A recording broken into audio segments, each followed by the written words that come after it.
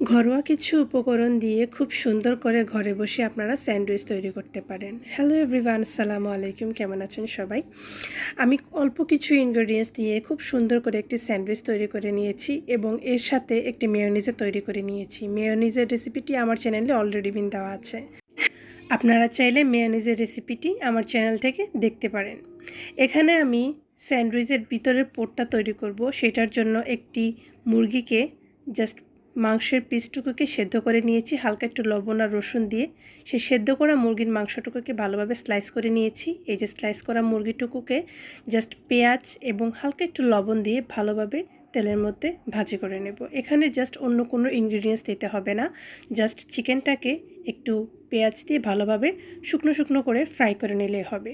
এখন চলুন স্যান্ডউইচটা তৈরি করা যাক।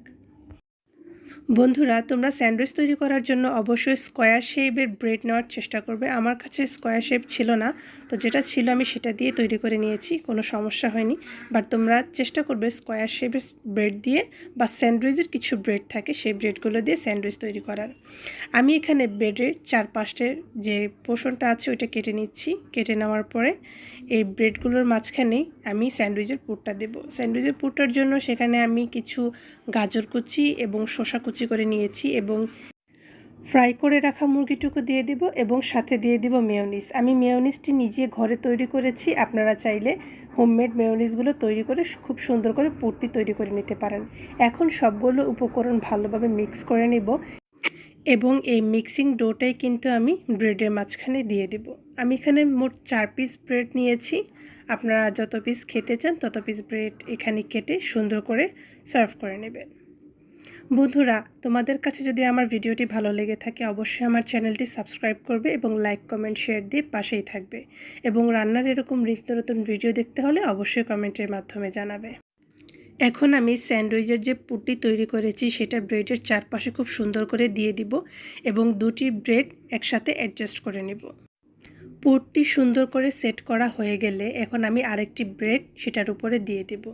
দিয়ে খুব সুন্দর করে হালকা চাপ দিয়ে এটাকে ট্রায়াঙ্গেল শেপে কেটে নেব।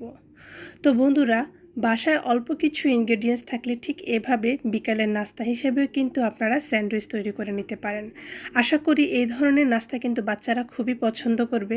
বিকেল হলেই বাচ্চারা কিন্তু বিভিন্ন ধরনের নাস্তা খাওয়ার বায়না ধরে, তখন বাসায় যদি একটু মেয়োনিজ তৈরি করে নিতে পারেন আর সামান্য একটু চিকেন ফ্রাই করে নিয়েই কিন্তু এরকম স্যান্ডউইচ ঝটপট তৈরি করা যায়। বন্ধুরা, তোমরা বাসায় কিন্তু অবশ্যই ট্রাই করে দেখবে এবং কমেন্টের মাধ্যমে জানাবে তোমাদের বাসায় তৈরি স্যান্ডউইচগুলো কেমন হয়েছে। তো সবাই ভালো থাকবেন, সুস্থ থাকবেন, আমার চ্যানেলের পাশেই থাকবেন। আসসালামু আলাইকুম ওয়া রাহমাতুল্লাহ।